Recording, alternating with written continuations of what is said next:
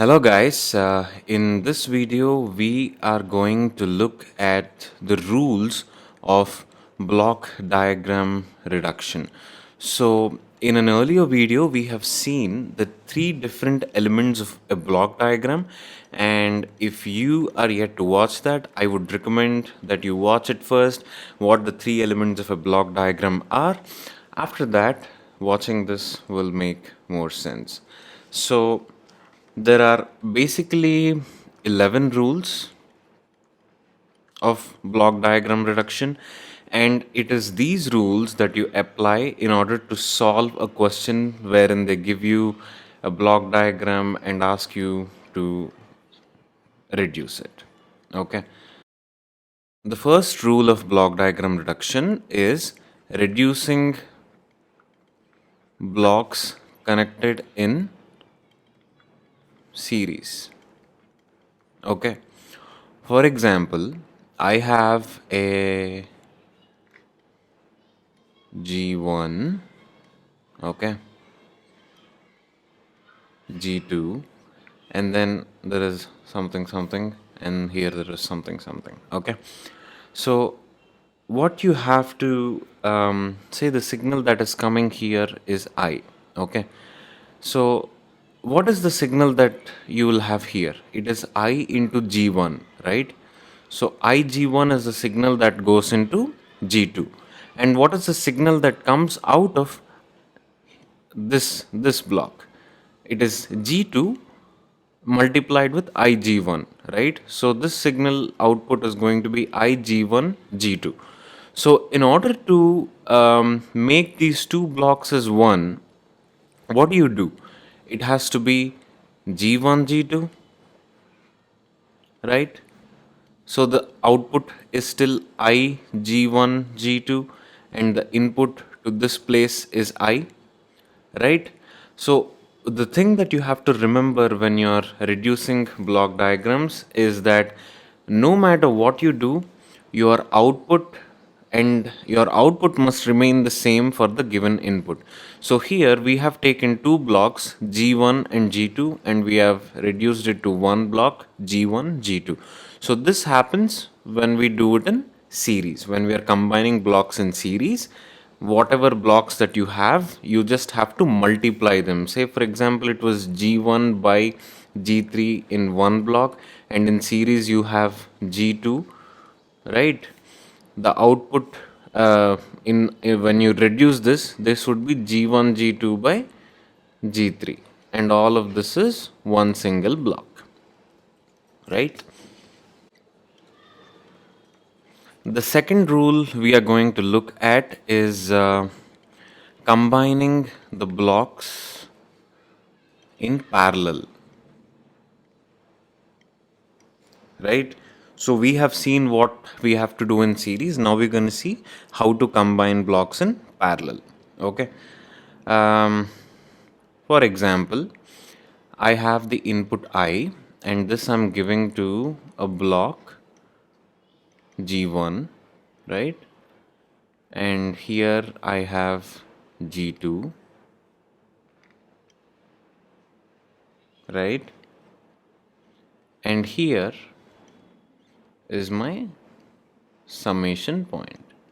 And what I'm actually doing here is I am adding these two signals, and my output is gonna be I G1 plus G2, right? So because I'm adding these two signals, so it is G1 plus G2, and here I'm having I1, I as the input, right? So when we reduce this block diagram, what do you mean when you say what do you mean when you say that you want to reduce them? You want to take these two blocks off, and you want to replace it with one block, right? So your input signal is still I, right? And whatever block you have here, right, the output has to be I G1 plus G2. So what will you have here? You already have I, which is the input. So all you have to do is write G1 plus G2. So what do you understand by this? When you're combining with blocks which are in parallel, you just have to add them up. Okay. For example, if this was a negative, instead of some plus here, we had a minus, we had a uh, negative input here, right? In that case, it would have been G1 minus G2, right? So basically, in parallel, you just take the sum of it. You just add the signals up. Okay. For example, I had G3, G4 here. Okay. And then I had uh, G5 here. Okay. And then there was a summation plus plus, and then the signal was like this. So in this case, what do I have to do to replace this with one block? All I would have to do is add them up. So I can remove both these blocks and I can just say G3 G4 plus G5. I can put this in a single block and remove these two blocks, and I can also remove the summation point, right?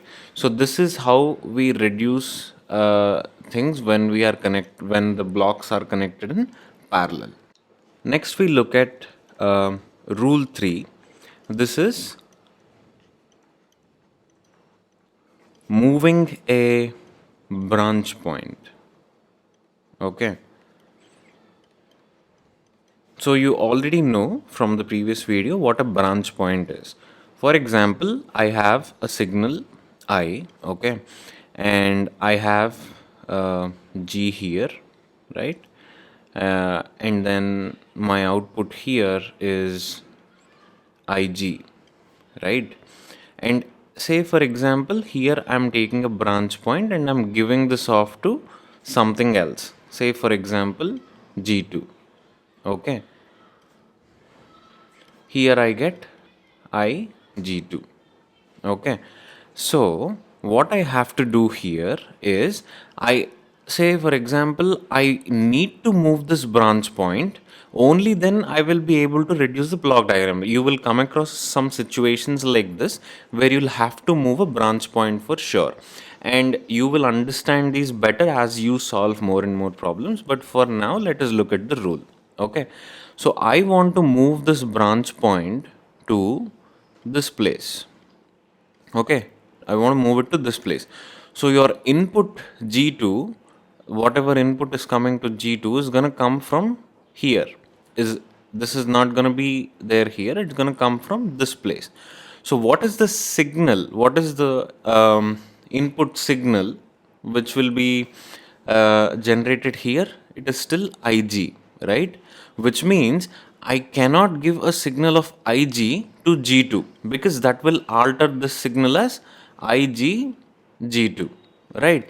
But your output has to be IG2, right? So what I'm gonna do is okay, I have the input I, right? I have G here, right? And I have output of IG here. Instead of this place, I move the branch point to here. So what I'll have to do is I have to add a block here. I have to add another block wherein, so I am getting signal IG here, right? But what is it supposed to be? It's supposed to be only I. So if I do a 1 by G, right, and then give it to G2, I will still get what output? I'll get IG2 output, right? I hope this is clear and you will feel much better when you're actually solving problems. All you did is you moved a point from here to here. Okay. But when you're moving a point, you have to make sure that the signal that is coming in that line has to remain the same. Okay. So ultimately, here what will happen? IG into 1 by G, which will give you I. So instead of here, we put the branch point here. Because the signal became IG, we are adding another block here, which is dividing the signal by G. Okay. Ultimately, this is going to give you I as input to the next blocks in the diagram. You might wonder, thinking that this is actually making things complicated, but there will be sums in your exams where you have to move a branch point. There is no way you cannot further solve the equation without moving a branch point. So, this rule comes into play in those cases. Next, we look at rule 4. This is also moving a branch point. Okay, but in this case, we are moving the point before the block. This is a slight modification of what we have done before. Okay, previously we gave an input of I, there was G, there was IG output, and the point was the branch was here, and then we moved it from here to here, right? In this case, it is the exact opposite. What we are going to do is we are going to move the point from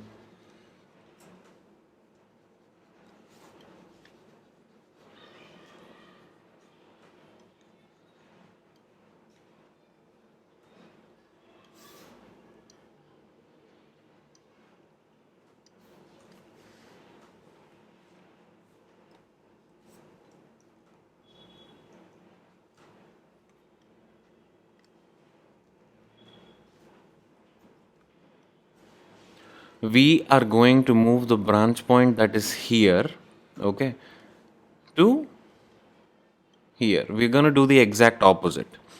So in this case, we have to do the exact opposite. I mean, it's there in the word itself. So previously there was what is the signal that is at this point? IG, right? But we are moving the block to a place where there is no multiplier with G, correct? So what we have to do is we just have to make sure, say the I signal is here, okay, this is G and this is IG. So you have moved the branch point to this place, and you have to make sure that the output that is coming here is also IG, right? So what do you have to do? I hope you guessed it right. You just have to add a block G. Previously we did a division by 1 by G. Now we are doing a multiplication with G. Okay. This is the case where we are moving before the block. That was a case where we moved it after the block, right? After the block, divide, before the block, multiply. And always make sure of this general thumb rule. The signal that is there in a given line, you just have to make sure that it is the exact same when you're moving stuff around. The next rule that we are going to look at is moving a summation point before the block. Okay, so let me take two signals here. Say I am giving an input signal of I1 to this block G, okay, and then I have a summation point here, okay, and then also I am giving a signal of I2 here. Okay, this is plus and plus. So what is the signal that I get here?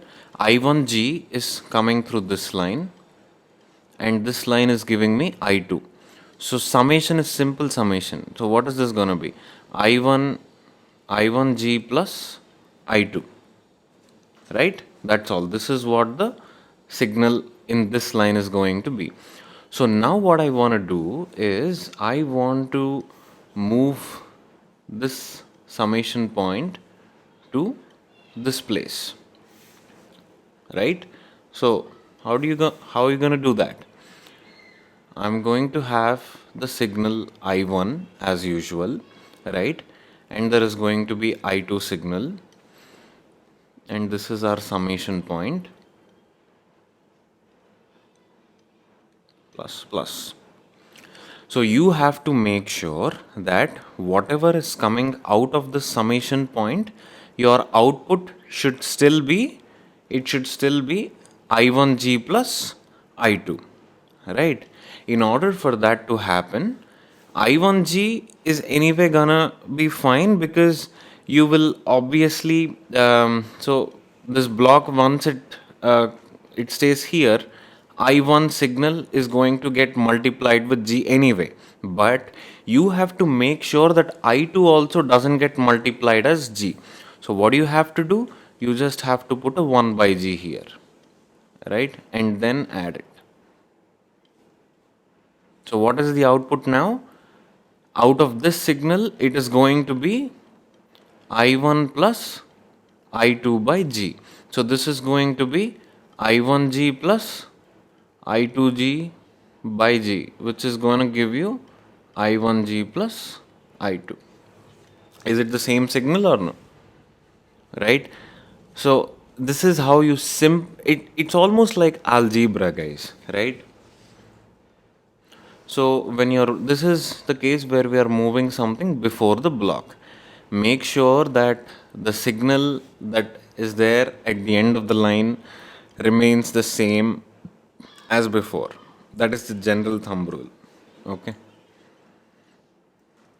Now let us look at another case where I'll call this rule 6, and this is also moving the summation point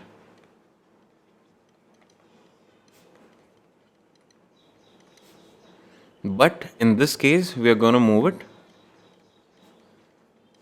ahead of the block. Okay, so I have a signal A. In the previous case, the summation point was after the block and we moved it before. So now we have the summation point before itself, and I have two signals, A and B. And this is going to this block called G, right? And what is it that comes here? This is going to be A plus B, right? And what is the signal that comes here? A plus B into G. So that is the actual output at this end. So now we want to move this block to after the G block. Okay, so what you have to do is you will still have your input signal A, you will have your input signal B, right? So whatever is coming out after the block is supposed to remain same, right? So summation point is this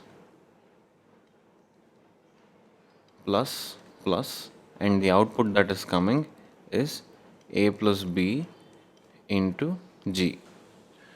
So in what case is this gonna happen? If I have AG plus BG, correct? If I have AG plus BG, and when am I gonna have that? I have to, if I put a G here, right? If I put a G here, that is going to multiply itself with A, and it's gonna give me AG. So for B, if I want it to happen, I have to give B also one block that says G, right? So this line is going to have BG and this line is going to have AG, and ultimately when it sums up, it's gonna give you the exact same exact same output as at the end of the line, right? Does it make sense? I hope it does. So this is how you move a summation point ahead of a block. Next, look at the next rule. I'm gonna call it rule 7. This is easy. This is um, basically splitting a summation point. It is easy, but you might have to do this pretty often in your exam. Okay. Say, for example, there is this summation point that has three inputs plus, plus, minus. Okay. This one is giving a signal of I. This one is giving an input signal of I2. This is giving I1. And there is another input signal which is I3. So, what is the output here? What is the output here? It is I1 plus I2 minus I3. Correct? Right? So, what are we supposed to do now? We want to split this summation point. For that,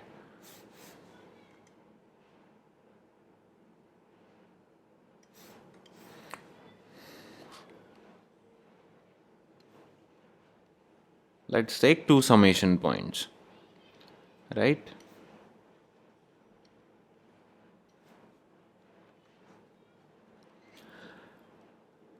This I can write plus, plus, and you can do it in multiple ways, guys, honestly, right?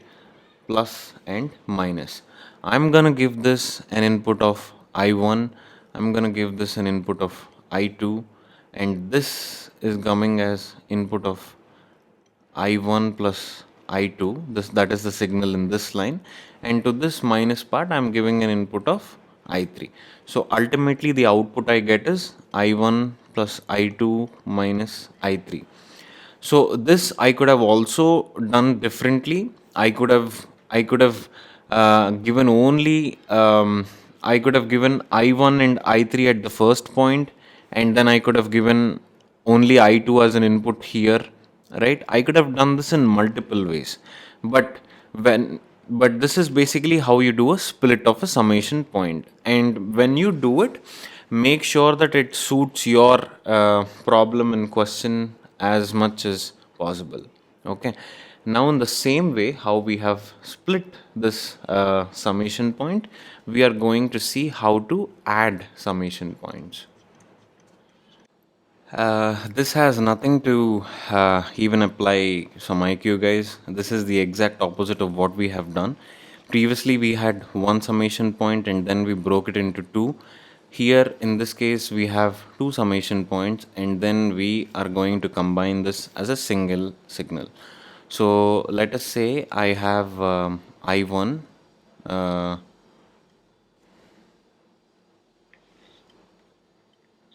Okay, so and let us say this is my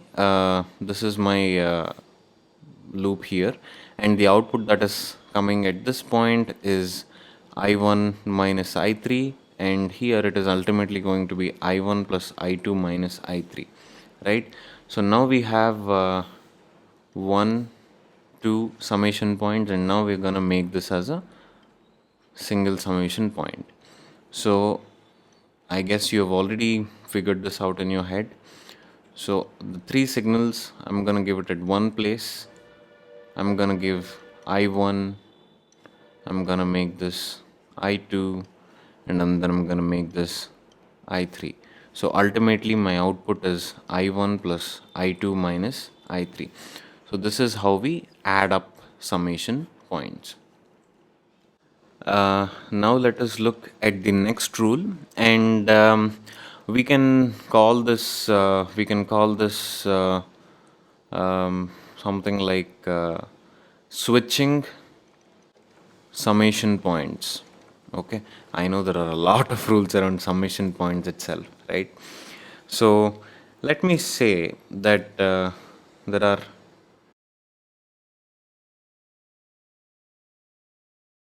two summation points. These are not wheels of a cycle, and there is an input I1, I2, we are actually adding this up, and then we have a negative I3 here, right?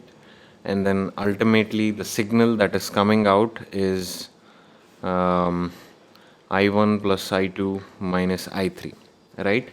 Say, for example, instead of giving the signal here, okay, instead of giving the signal here, I want to give it here. I want to interchange whatever is coming here, I want to switch it to this, and whatever is here, I want to switch it to the left. So I'm actually switching the summation points, okay? And this is much easier than you think, but you just have to make sure the general thumb rule is always there. You have to make sure that whenever you switch your actual output, it has to remain the same, right? Okay, so I'm gonna give I1 as input here, and instead of I3 as negative here, I'm gonna give it here, right? I'm gonna give it at the first summation point, and instead of giving I2 in the at the first summation point, I'm gonna give it at the second summation point. This is a positive one. So here I'm gonna have I1, sorry, I1 minus I3, but ultimately I'm gonna get I1 plus I2 minus I3. My ultimate output is gonna remain the same, but I have changed the places where actually I'm giving the signal. So this is what we do when we switch summation points. And the final rules are rule 10 and 11. These are very similar to each other. This is the elimination of positive and negative